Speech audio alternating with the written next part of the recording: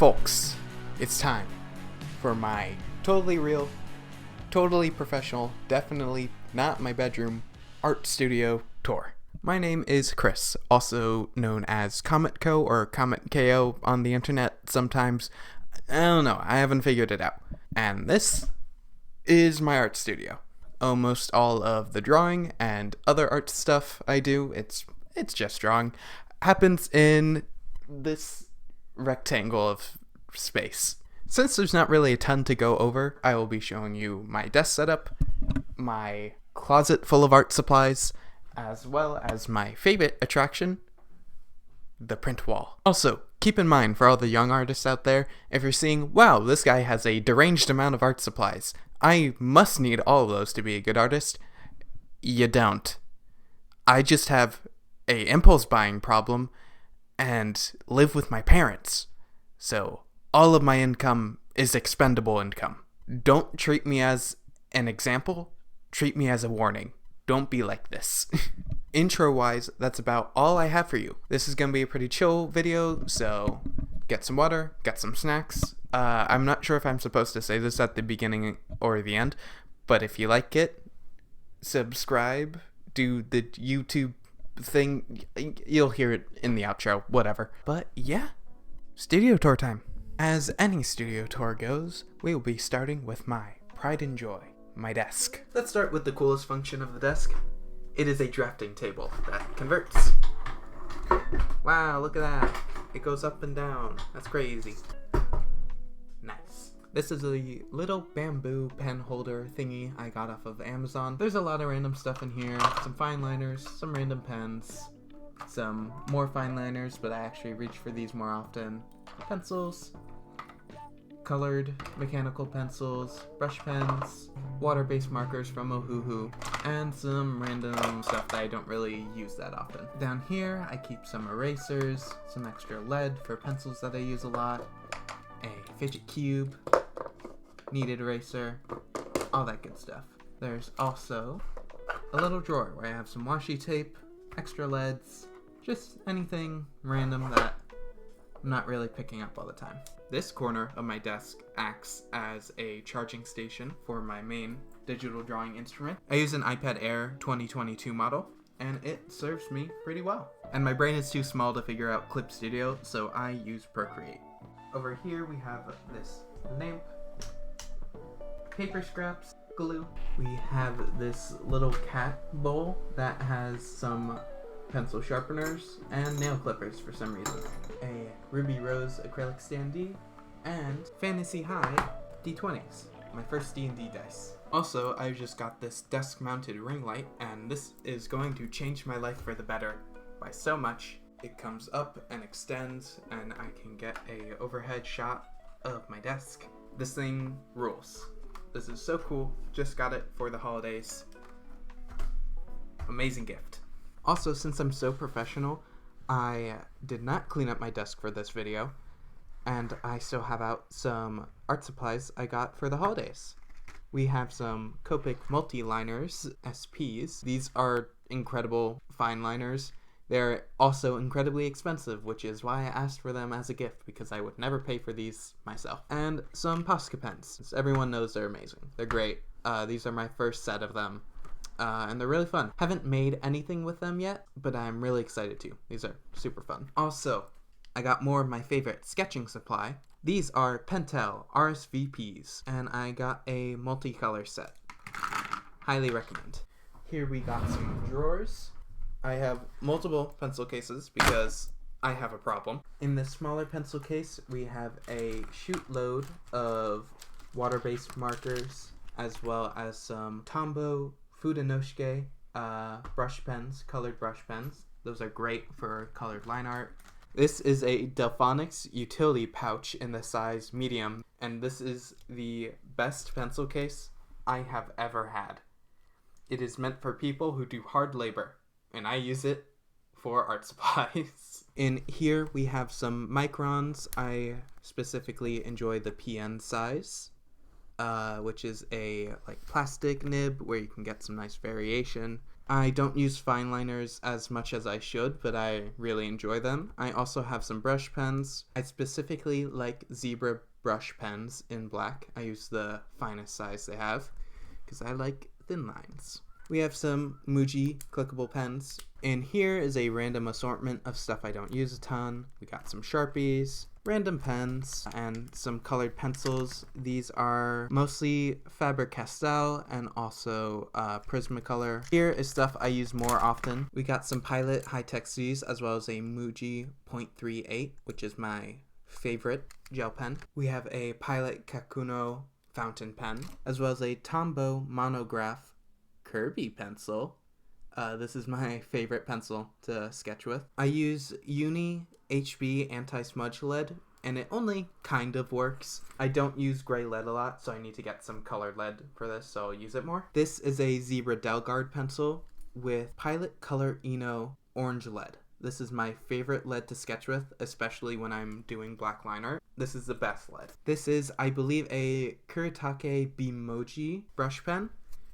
These are another one of my favorite brush pens. And lastly, this is a School G manga pen in black. It has this really flexible fountain pen nib, and this is one of my favorite pens to ink with. There's a little bit of a problem with the ink smudging even after it's dried. It's like it gets all like chalky and smudges like pencil. But honestly, it's worth the sacrifice, and it does depend on what type of paper you use. In this other drawer, we have some ink and watercolor supplies.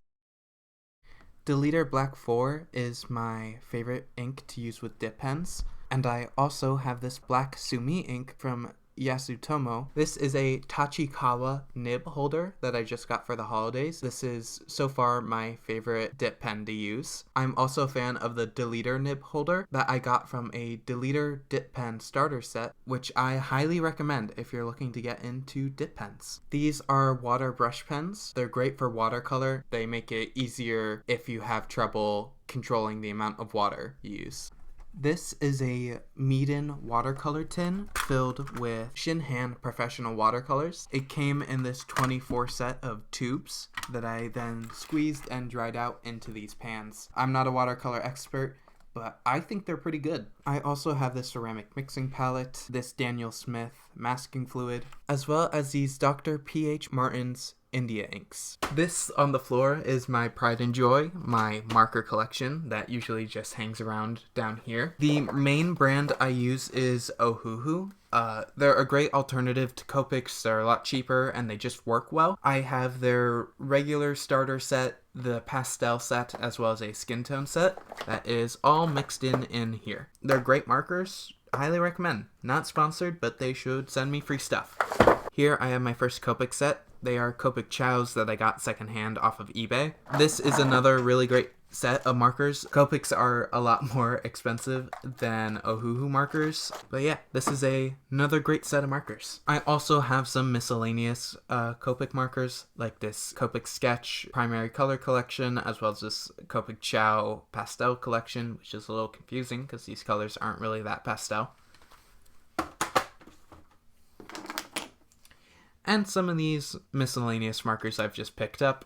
This tin has all the paper stock that I reach for most often. This is Staples brand Ultra Premium Photo Paper. I use this for printing out my artwork and also if I have any printables from artists I follow online. This is Strathmore Mixed Media Toned Gray paper. I got it for school, so I don't really use it that often. This is Kokyo Campus Grid paper. This is great for drawing on and then sticking in to my sketchbooks. This is Strathmore Bristol paper. This is great for ink and line art. Markers work good on it, but I personally just don't like how it desaturates the colors. And lastly is this Fluid 100% cotton hot press watercolor paper. This is really nice and smooth watercolor paper. Unlike cold press paper, which is very textured, this is really smooth. It's also really fancy, so I'm scared of using it. Huh, that's weird. What's that? Hope that isn't foreshadowing any future video. Not sponsored, by the way. Although I should be. Yeah, let's just move that out of the way. We don't need to be seeing that right now. This is the closet where all of the art supplies that don't fit on my desk go. Other than a bunch of hoodies, we have some more paper stock down here. We have some Blick brand newsprint. We have this portfolio bag, a couple canvases, this paper cutter, and a giant stack of my favorite drawing paper, Canson mixed media paper.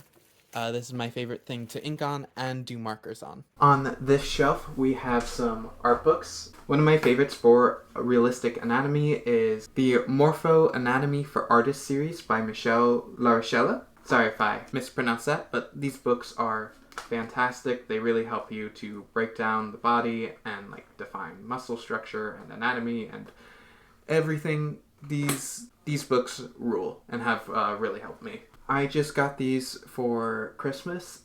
These are the Lezen Point Character Drawing Taco books.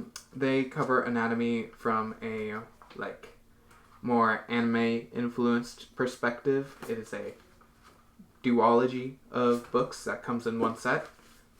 These are incredible. I haven't practiced too much with them, but they look really great and I think I'm going to learn a ton from them. I also have a How to Draw, Drawing and Sketching Objects and Environments from Your Imagination by Scott Robertson and Thomas Bertling book. This is another great book that I have not dug too far into, but there's a lot here on backgrounds and perspective and objects, and it's all really, really important stuff that I need to learn that I haven't quite yet, but this is another really great book.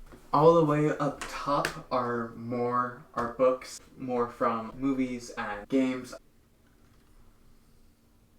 Down here we have some Holbein acrylic gouache, which I just got, but I've heard great things about. Paintbrush set, Arctic acrylic markers, a bit cheaper than Posca markers. Really good alternative. Faber-Castell and Prismacolor colored pencils. These are random Americana paints. And this is Himi jelly gouache, which I don't think I can fairly review because I've always had a terrible time painting with this, but I know a lot of gouache painters love these, so maybe listen to them before you listen to me. Down here I have more random supplies, charcoals, glass bottles, chalk pastels, random pencils, random brushes, random markers I don't really use, tubes of watercolor, this set of Crayola mechanical crayon colored pencil thingies. This is the set of Ohuhu water markers, and the only thing I really care about on this level is my Krylon workable fixative that I only use when I do graphite sketches in my sketchbooks. That stuff works great, but wear a mask because it will give you brain damage. And down here is some truly random stuff. I have this tin full of random pens and whatever that I just don't touch, so I'm not even going to pull it out. Miscellaneous things in this bread box. This is the guard for my mic. Paper, instruction paper, a calligraphy set. Truly the junkiest of junk drawers. Now for everyone's favorite part of the tour, and by everyone I mean me, the print wall. Names and tags will be up on screen, but I'll also be saying them out loud. This is a Star Wars print by Derek Loffman. This is the first print I ever got when I was in middle school. These are more Star Wars prints by Cherry L. She is one of my favorite artists on TikTok and Twitter. This is a OC print by yours truly, as well as this one, but this is super old, so we're not going to focus on that one too much. Now we have this giant ruby section of the wall, and this Patreon print from Cheyenne Barton. This is key artwork from the Blaze Blue Crosstag Battle game. Unfortunately, I do not know who drew this. This is more official artwork by Ein Lee. This is a print by Aaron M. Wynn, who is the art director of the show. This is a little space filler that I just doodled on some paper. These are all official artworks by Loa. I love their work. If these were available as prints, I would have bought them, but since they're official pieces, I decided to just print them out. This is a print by Aaron M. Wynn again. These are all from the Ruby Prism zine. These two pieces are by Cineworm on Twitter and I believe Instagram. This is by @51cherries on Twitter. This print is by Me Chumi on Twitter. Okay, my phone is dying, so we have to make this quick. These are Patreon printouts by Cheyenne Barton. These are prints I got from my older sibling, from their partner and their partner's roommate. This is by Gene Bean, and I believe this is a collab between them and Lee. I forget what their username is, but I'll put it up here. This is a bookmark I got from Gallery Nucleus, Cheerio, Aaron M. Wynn business card, Cheerio business card. This is a print by Gel Arts, Cheyenne Barton, Cheerio, Lisa Dorina. This is by Ebon or Bird Frog Draws on Twitter. These are by Natalie Andrewson, I believe. These are Riso prints. They're very nice. This is a Ruby print by Hanami Neko. ABD Illustrates, Trigon Stampede, Cheeriel, me. This is a giant Ruby wall scroll by Rid Lee. Ruby poster by Aaron M. Wynn. That is a link by Orftune. That is a print by Four Leaf Island. Little thank you card from Natalie Anderson. All the way up here we have prints by Little Star Nerd. This is another Patreon print from Cheyenne Barton. These are both by Rhea Abrego, Cheeriel, business card by Valinxi. This Breath of the Wild print is by Big Sky Castle, Rhea Abrego again. These two are by Marmasty. This is by Casey Golden, another one by Cheeriel. This is more Ruby official art by Ein Lee. This is by Surf Me Spicy. This is a card thing I got an order from Gel Arts. These are little wall scrolls by Ein Lee again. Two prints from Lisa Dorina, Loa. These are both from Camp Mustelid. And this is a business card slash little thing from Aaron M. Wynn. And can't forget this little priority mail sticker by my sibling, Cedar Sketch, Cheyenne Barton print, Cheyenne Barton Patreon printable, and Gel Arts sketchbook print. I also have this little thank you card from Little Star Nerd, this little pin and art by Camp Mustelid, and this is my whiteboard, which I drew a Kel on because the August dried on and I never use it anyways. And that is the print wall. It's only a problem if you look at my bank account. So that was the video. How was it? Was it good? I don't know, I haven't filmed it yet. Breaking some of the movie magic. I just filmed the intro. Now I'm filming the outro. All in one go, because the lighting is nice right now. But yeah, that's my art studio. This space has been pretty good to me, not gonna lie. I have a very lucky combination of expendable income and also having a dad who is a woodworker, so he can make me cool customs things whenever I ask. I think I said it in the intro, but do all the YouTube things. Like, subscribe, hit that bell, leave a comment. Oh god. I hate how naturally that came out. I'm only on my 4th video. Oh no, I've been doing this too long. I think I have to quit. That's a joke. Doing this type of video has been nice because I've been wanting to post, but also I'm in a little bit of a creative rut, and I think I just need time to draw and not share it with the internet, but also I want to be on the internet, so in a bit of a pickle. As for video ideas, I have a couple currently brewing in my mind palace. Since I now have this fun new overhead ring light thingy, it'll be much easier to film sketchbook tours, so I think I'm gonna start heading through the backlog. My oldest ones I'll probably couple up, but since I'm going backwards and the next one will be Sketchbook 9, that'll be its own full video, since the art is not too bad. It's pretty good. It's good. It's good.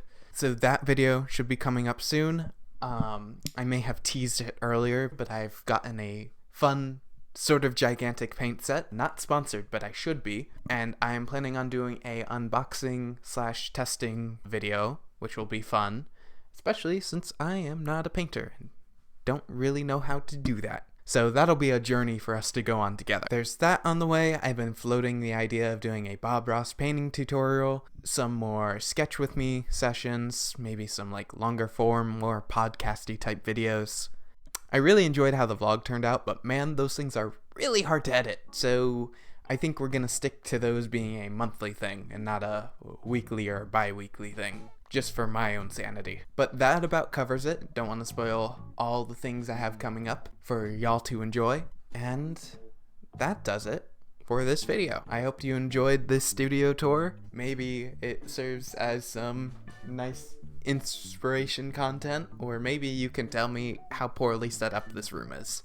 Who knows? Thank you for watching. If you did the YouTube things, thank you for that. Check out my other socials. I'm much more active on TikTok, but for some reason a lot of you follow my Instagram. My website is linked down below where you can see my portfolio and commission prices. They are currently open. Oh, and one last final thing. Thank you for 500 subscribers. That's insane. I've been doing this for like 3 weeks or like a month. I don't know how long it's been. Time isn't real. That is truly so crazy, and with how supportive YouTube has been, I wouldn't be shocked if I made it to 1,000 subs in too long. So that's one last thing. I'll be doing a more formal post about this later on my other platforms as well as here somehow. But if you have any questions for me, like, hey, who is this guy? Where does he live? What's his social security number? Make sure to leave them in the comments below. Some of those questions and more will be answered in that video. Also, if you have any questions about my OCs, I will gladly take those. I like talking about them so much. Okay, but now that seriously covers it all. Thank you for listening to me ramble. Thank you for watching this studio tour. And thank you for watching, just in general. Bye! Why are you still here? Please leave. Get out. Video's done. Why are you still watching? Leave. Leave. Go away. Seriously, bye.